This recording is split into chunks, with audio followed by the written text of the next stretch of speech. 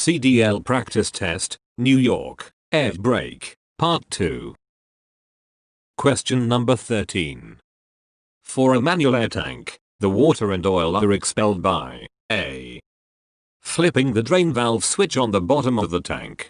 B. Pressing the drain valve button on the side of the tank. C.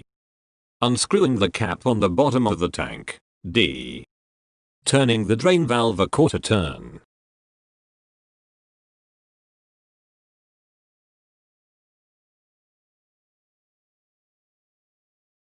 The correct answer is D. Turning the drain valve a quarter turn. Explanation. Manual air tanks have a drain valve that must be turned a quarter turn in order to drain the built-up water and oil from the tank. Question number 14. What should be done when the low air pressure warning buzzer and warning light first come on? A. Let the vehicle coast until the emergency braking system safely brings it to a stop. B. Immediately use the emergency braking system. C. Continue to the nearest convenient stopping point as the service braking system will retain enough functionality to drive safely for a short time. D. Safely bring the vehicle to a stop while the service brakes are still functional.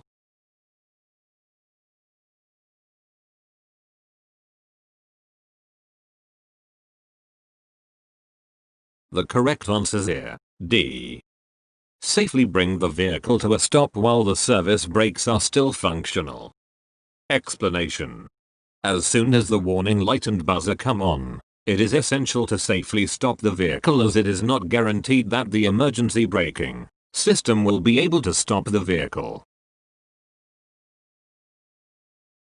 Question number 15. How is the parking brake released? A. By tapping the brake pedal 3 times. B. By starting the vehicle. C. By tapping the accelerator twice.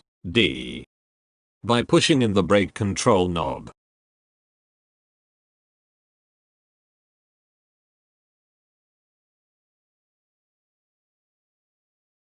The correct answer is D.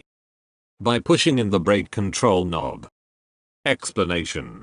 In vehicles with air brakes, the parking brake is controlled by a knob. The knob is pulled out to apply the brakes, and pushed in to release them.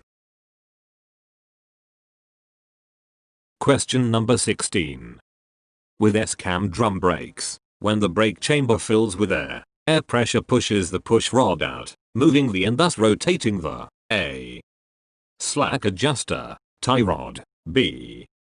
Slack adjuster, brake camshaft. C. Brake camshaft, tie rod.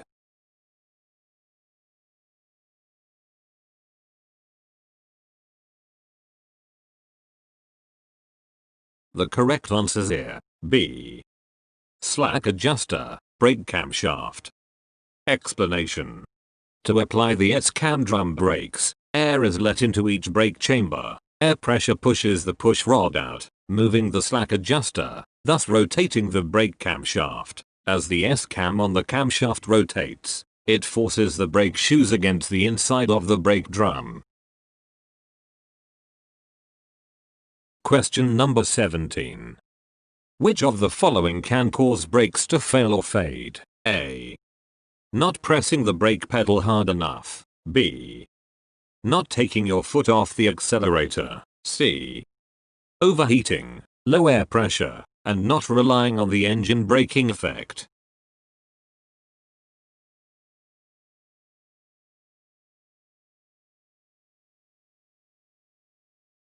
The correct answer is C.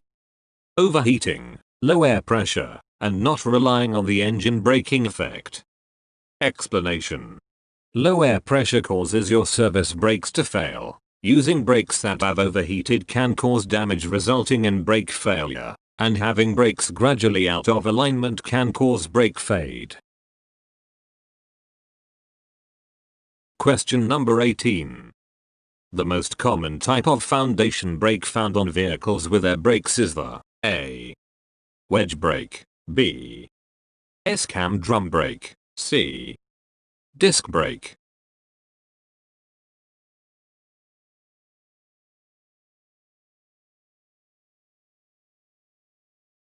The correct answer is B.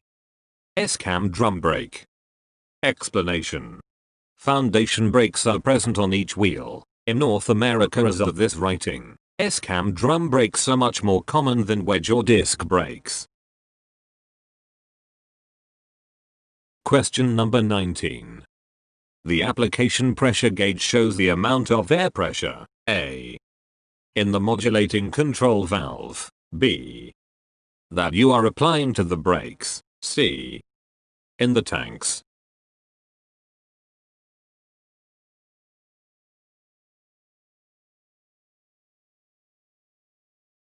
The correct answer is B. that you are applying to the brakes. Explanation. If your vehicle is so equipped, the application pressure gauge will show how much air pressure you are applying to the brakes. If you have to apply more pressure than before to achieve the same braking effect, your brakes are fading. Question number 20. Pressing on the brakes as hard as you can, releasing when they lock up, then pressing the brakes fully again when the wheels are rolling is called A. anti-lock braking, B. impact braking, C. controlled braking, D. stab braking.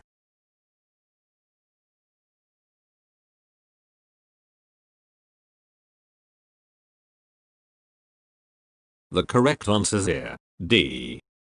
stab braking. Explanation. When a person presses as hard as they can on the brakes, releases the brakes when they lock up, then press as hard as they can again on the brakes when the wheels have begun rolling, it is called stab braking. Question number 21. The purpose of a supply pressure gauge is A. to tell you how hot the air in the tank is, B. all of the above, C. to warn you only if there is too little air in the tank, D. to tell you how much air is in the tank.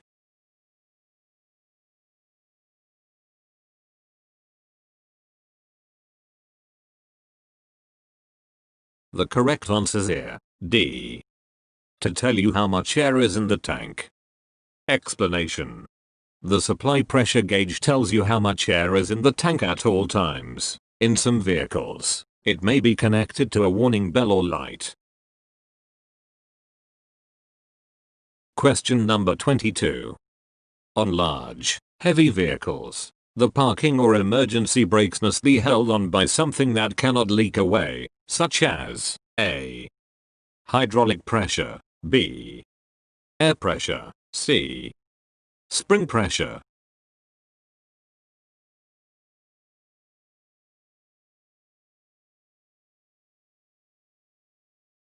The correct answer is C. spring pressure. Explanation. Federal safety regulations require buses and trucks to have parking and emergency brakes that don't rely on compressed air or hydraulic fluid to work, because these can leak away. Hence, the parking and emergency brakes rely on mechanical force such as springs. Question number 23. If the air tanks are not drained, A. your transmission fluid may drain out, B. your brakes may fail because of water freezing, C. your left side brake will cease to operate, D. you will drive too quickly.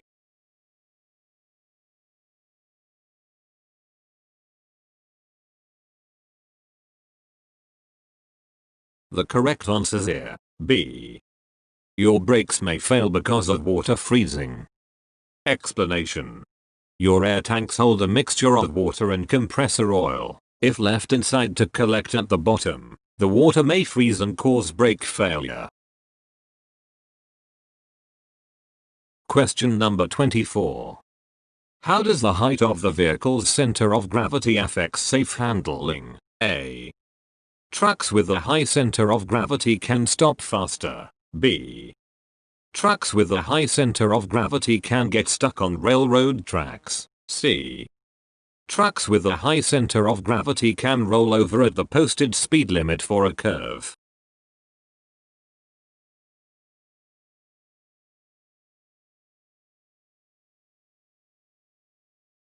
The correct answer here, C. Trucks with a high center of gravity can roll over at the posted speed limit for a curve. Explanation. Trucks with a high center of gravity are much more likely to roll over on a curve, even if they are not exceeding the posted or recommended speed limit. When driving such a vehicle on a curve, slow down well below the posted speed limit. Question number 25. In a dual air brake system, A. Air tanks are shared between both systems. B. You must designate which system you are using. C. Each system has its own air tanks.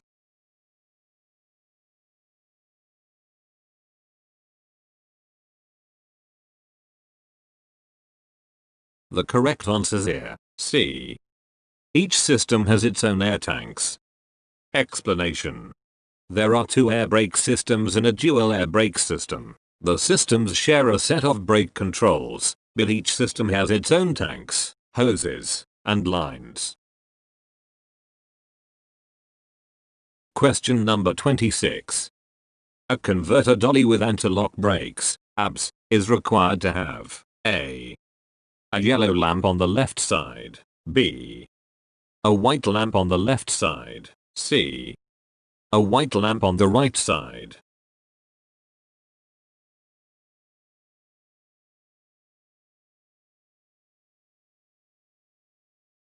The correct answer here, A. A yellow lamp on the left side.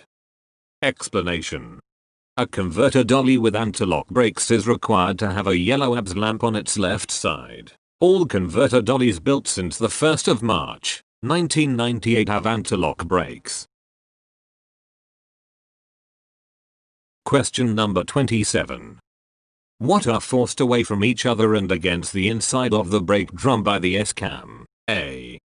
The brake seals. B. The brake boots. C. The brake rings. D. The brake shoes.